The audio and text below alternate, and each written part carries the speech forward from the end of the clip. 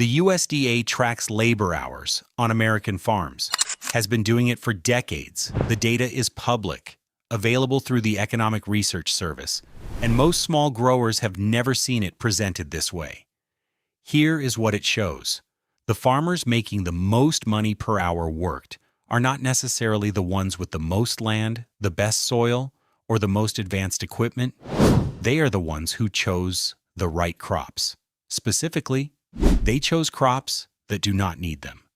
Some crops require 2 hours of active management every single day. Others require 2 hours a week. The income potential between those two categories is not always dramatically different, but the life you build around them, completely different. This video is about the second category, the crops that grow while you are at work, at dinner, asleep. The systems that produce income on a schedule that fits around a human life, not the other way around. What the record shows is this: the most commonly grown vegetables on small American farms, tomatoes, cucumbers, peppers, zucchini, are also among the most labor-intensive per dollar of output. They require daily attention, staking, pruning, pest monitoring, harvest timing that cannot wait 2 days. Miss a day on a cucumber plant in August, and you are pulling baseball bats off the vine instead of produce. The window is that narrow. Extension studies from land-grant universities across the country document this consistently. Tomatoes in a well-managed market garden require somewhere between 150 and 200 hours of labor per season per quarter acre. That is a second job. For many small growers, that is the only job. 7 days a week, May through October. Now consider what that same grower would earn if those same 200 hours and that same quarter acre were allocated differently. The math changes significantly. The documented case for low-maintenance farming is not new. Permaculture researchers, cooperative extension agents, and specialty crop economists have been making it for years. The University of Missouri's Center for Agroforestry published elderberry production budgets. Rutgers NJAES produced detailed crop profiles for asparagus and garlic. Oregon State University has tracked hazelnut orchard economics across multi-decade timelines. The research exists. What has been missing is someone assembling it into a single answer to a single question. If you have limited hours, which crops do you grow? Here is how to think about it. Every crop on a farm has two numbers that matter more than any others. The first is gross income per season. The second is hours required to produce that income. Divide one by the other, and you get your effective hourly rate. That number, not yield per acre, not price per pound, is the real measure of whether a crop belongs on a farm like yours. Run that calculation across 20 common small farm crops, and a pattern emerges immediately. Here is where it becomes interesting. Start at the bottom of the maintenance scale, the absolute lowest. The crop that, once planted, essentially disappears until you need it. Garlic.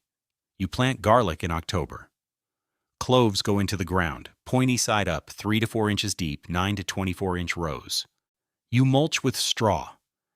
Hay mulch is what Brian Fox at Salem Mountain Farm in northeastern Pennsylvania uses, 15 tons per season for his operation.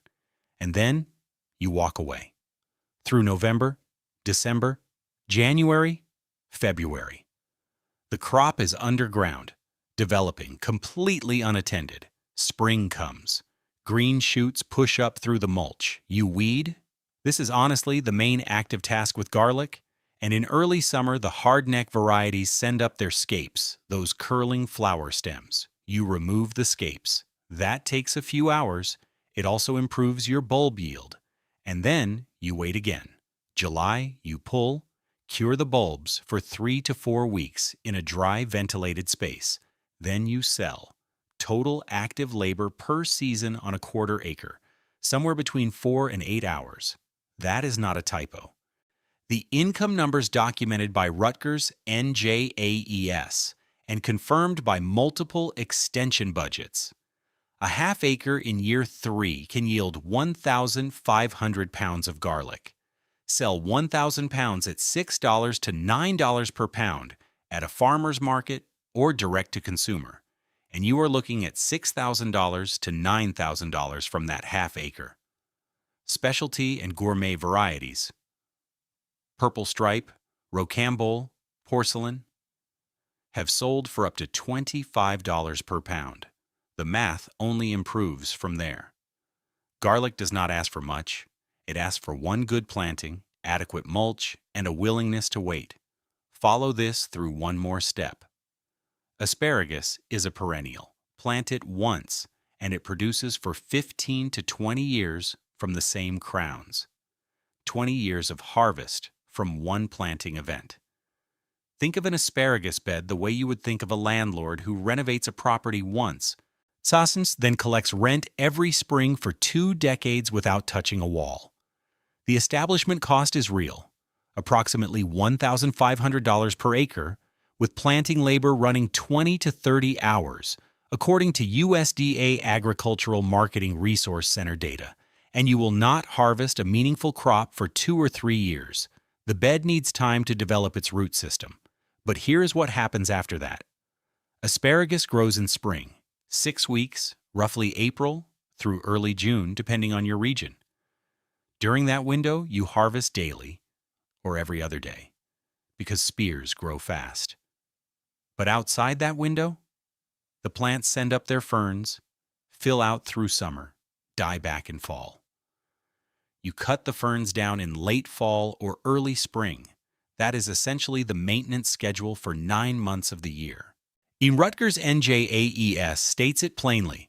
After the field is established, maintenance costs are minimal compared to annual vegetables. Michigan State University Extension research documented asparagus stands maintaining peak yields for 12 to 16 years. National average farm price for asparagus in 2020 was $129 per hundredweight, according to USDA data. Direct-to-consumer growers at farmers markets routinely clear higher prices. 1 acre at modest yields, 3,000 to 4,000 pounds, into a direct sales channel produces meaningful income from 6 weeks of active work per year. 6 weeks of real effort, 9 months of almost none. The documented case continues. Hazelnuts are a woody perennial. You plant once, wait approximately 4 to 6 years for the trees to reach productive age, and then harvest every fall for 30 to 40 years. Modern Farmer described hazelnut trees as, and I want to quote this accurately, because the language is unusually direct for an agricultural publication. Near perfect, a low-input, low-impact woody perennial. No pesticides required. Cornell Small Farms documented hybrid hazelnut varieties thriving in New York's Finger Lakes region without fungicide or insecticide applications. The trees fix themselves into the landscape. They reduce soil erosion. They provide wildlife habitat. They sequester carbon. And every fall, they drop a nut crop. Maintenance schedule. Prune once per year, typically late winter. Harvest in the fall. Mechanically, if you have the equipment, by hand on a small scale. That is largely the annual commitment once the orchard is mature. A income potential per acre. The Midwest Hazelnut Consortium projects net income of $2,500 per acre or more at full production. Cornell Small Farms confirmed 2,000 pounds per acre at wholesale pricing of $2.50 per pound, $5,000 per acre gross. Modern Farmer cited gross income of $3,000 to $4,000 per acre annually for established orchards. None of these numbers require you to be on the farm every day. The honest caveat, and this matters, is the timeline. You are making a long-term investment. The trees will not pay significantly in year 1 or 2. What you are building is an asset that produces returns for 3 decades with minimal annual labor. The economics work. The patience requirement is real. 2 more systems worth documenting, both validated, both underused. Elderberries, native to eastern North America, hardy, adaptable. deeply tolerant of conditions that would stress less forgiving crops. The University of Missouri Center for Agroforestry has spent years developing production data for this crop. Their budget models show a single acre of elderberries producing $3,000 in year 2, climbing to $18,000 per acre by year 5 at $3 per pound to a regional processor.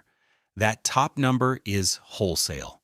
Direct-to-consumer, value-added elderberry products, syrup, jelly, concentrate, command significantly higher margins. Today's Farmer magazine cited 1-acre gross figures of $8,000 to $18,000 at harvest. The Midwest Elderberry Cooperative Project's demand for elderberry products growing by more than 30% by the end of this decade. 95% of elderberry products consumed in the United States still come from Europe. The domestic supply gap is documented and growing. Annual maintenance after establishment. Cut stems to the ground in early spring, which takes a few hours per acre. Weed and pest control runs a documented $130 per acre per year in the Missouri Extension budgets. The harvesting itself is the main labor event, a concentrated effort in late summer when the clusters ripen. And then there is the worm farm, which is something different, not a field crop, not an orchard, closer to a factory that runs on kitchen scraps and silence. Vermiculture, the raising of composting worms to produce worm castings and vermicompost for sale. The time requirement is approximately 10 minutes per day for feeding. Monthly, you harvest the castings. That is the active schedule. Products. Worm castings sell for $5 to $20 per pound in the organic gardening market. Live worms for fishing bait or garden use sell for $8 to $15 per pound.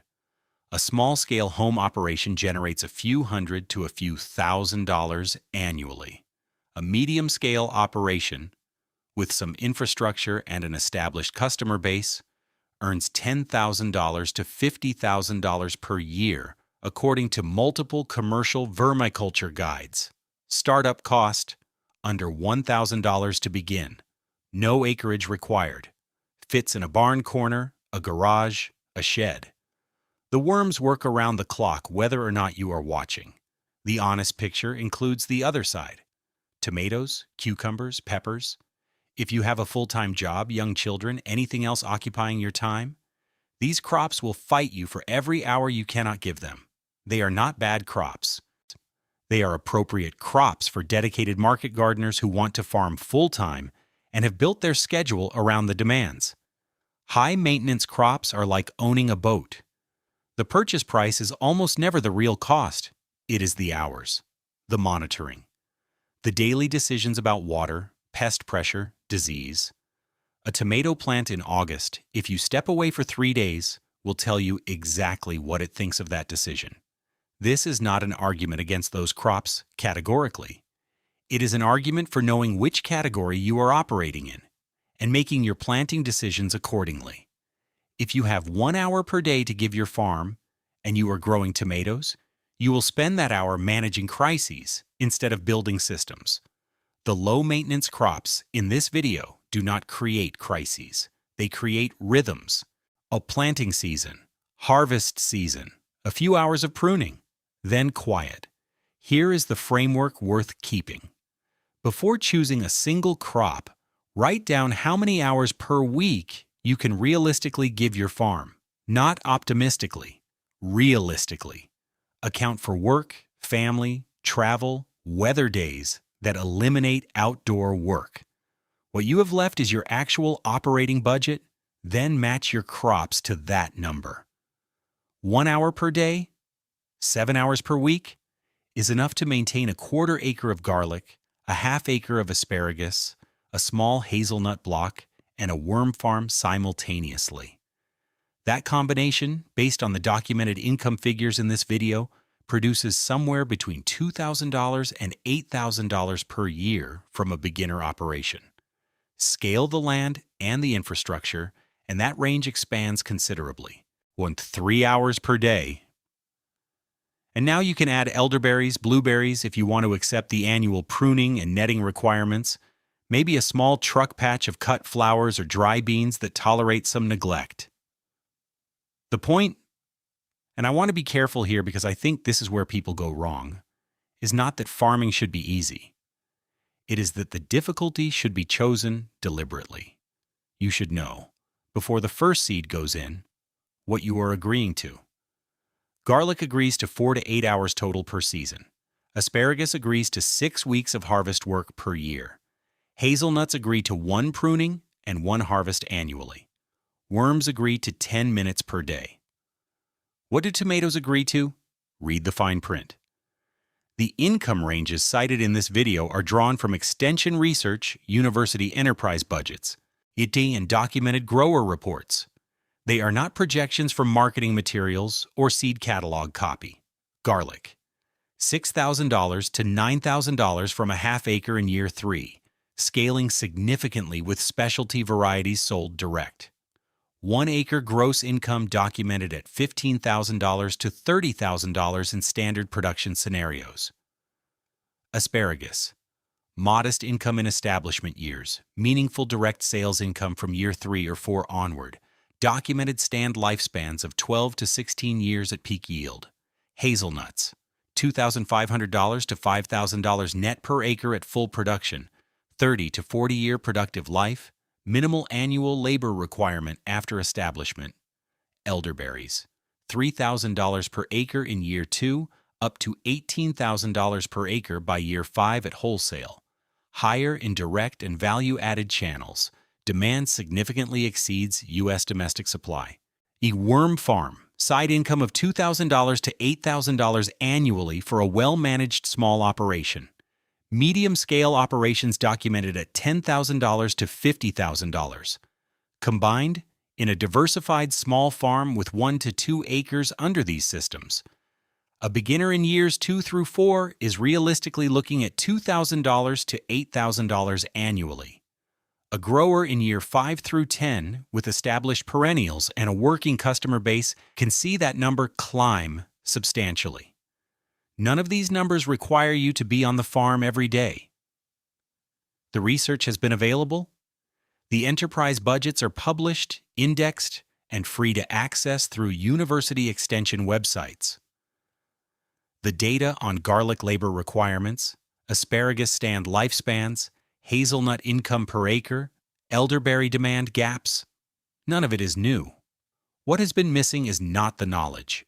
It is the assembly of that knowledge into a form that answers a question most small farmers are actually asking. I have limited time. What should I grow? That is what this video was. The first step is the one most people skip. Count your hours honestly. Write the number down.